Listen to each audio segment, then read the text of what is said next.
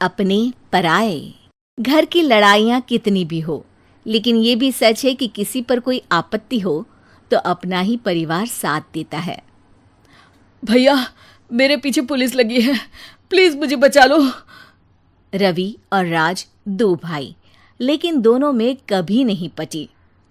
अरे क्या हुआ छोटे, क्या कर दिया तूने? अरे कुछ नहीं भैया, मेरा दोस्त है ना राजू, वो मुझे लेकर बैंक गया था। मुझे नहीं पता भैया कि वो वहाँ बैंक लूटने जा रहा है। मैं उसके साथ बैंक में घुसते ही सीसीटीवी कैमरे में दिख गया हूँ। अब पुलिस मुझे ढूंढ रही है भैया, मुझे बचा लो। राज कुछ सोचता है, फिर कहता है, ओके, तुम यहीं रुको, मेरा एक दोस्त पुलिस में है, मैं बात करता हूँ। तभी वहां रवि की बीवी राज की बीवी के साथ आ जाती है।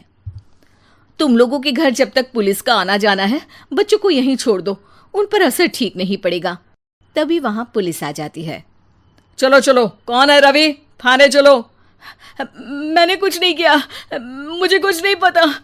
अरे वो तो पुलिस स्टेशन चलकर ही पता चलेगा कि कुछ पता है कि नहीं, चलो। कहानी का फ्लैशबैक। भैया, मुझे मेरे मकान में हक चाहिए ही चाहिए। अरे लेकिन छोटे, अभी मेरे बच्चों पर काफ़ी खर्चा है, तेरी भाभी की भी तबीयत ठीक नहीं रहती, बजट बिल्कुल नहीं है कि मैं अलग होकर रहूं। देख लो भैया, 1 महीना है तुम्हारे पास, जल्दी से घर खाली कर दो। अरे कैसी बात कर रहे हैं भैया, मेरे शरीर में अभी इतनी हिम्मत भी नहीं कि घर को खाली करे। तो क्यों अपना पोषण बेचा भाभी? अरे तुम तो जानती हो, पिताजी की बीमारी के कारण उन्हें हमारी जरूरत थी, कैसे आते पैसे। ससुर जी तो बूढ़े थे भाभी, उनकी बीमारी में भी पैसे लगाना कौन सा अकल का काम था। तो क्या पिताजी को मैं मरने के लिए छोड़ देता? अरे रवि, तू तो समझ, पापा को हमारी जरूरत थी, उन्होंने हमारे लिए हर वो काम किया जिससे हमें खुशी मिले। बैक टू रवि, जो जेल में बैठा है। ये मैंने क्या कर दिया था? मैं ना पिता का हुआ ना ही भैया का, मेरे साथ जो हो रहा है ठीक ही हो रहा है। तभी वहां पुलिस वाला आता है। रवि, तुमसे कोई मिलने आया है। भाभी, आप यहाँ क्यों आई? पुलिस स्टेशन है ये भाभी। भैया, आपकी जगह मेरा भाई होता तो क्या मैं नहीं आती? अच्छा, ये खाना ले लीजिए, खा लीजिएगा।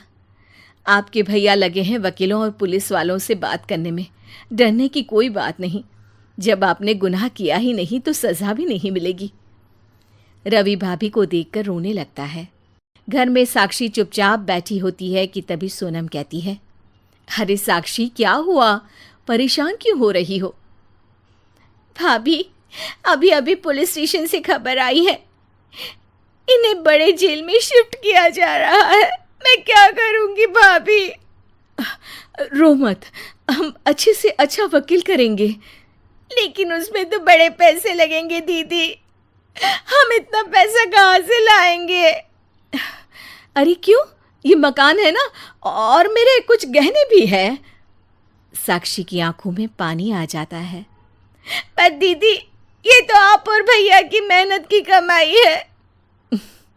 पापा के बाद भी तो हम लोगों का सब खत्म हो गया था, पापा को तो बचा नहीं पाए, लेकिन भैया को ज़रूर बचा लेंगे, और भगवान चाहेंगे ना तो दोनों भाई मिलकर इससे भी बड़ा मकान खड़ा कर लेंगे। साक्षी। थोड़ी देर में राज वहां आता है। सोनम सही कह रही है साक्षी, पैसों की कमी के कारण किसी भी बेगुनाह को सजा नहीं मिलती। राज एक अच्छा सा वकील करता है। सोनम और साक्षी बचाए पैसे और अपने गहनों को बेचकर रवि का केस लड़ते हैं और जल्द ही रवि जेल से बाहर आ जाता है। रवि राज को गले लगाकर कहता है, भैया मुझे माफ़ कर दो, मुझे साक्षी ने सब कुछ बताया है। भैया, आपने मुझ पर विश्वास किया, मेरे लिए दिन रात मेहनत की, भाभी ने अपने गहने तक बेच दिए। भैया, आपने तो पापा के लिए भी पैसे नहीं देखे, लेकिन मैं बहुत ही सेल्फिश निकला। भैया, एक आखिरी बार मुझे माफ़ कर दो, मैं शर्मिंदा हूँ। अरे भाई, अपने तो अपने ही होते हैं, पापा ने हमारे लिए क्या नहीं किया ये तुम्हें बताने की ज़रूरत नहीं है मुझे। और फिर तू तो मेरा भाई है, पैसे से बढ़कर रिश्ते होते हैं भाई।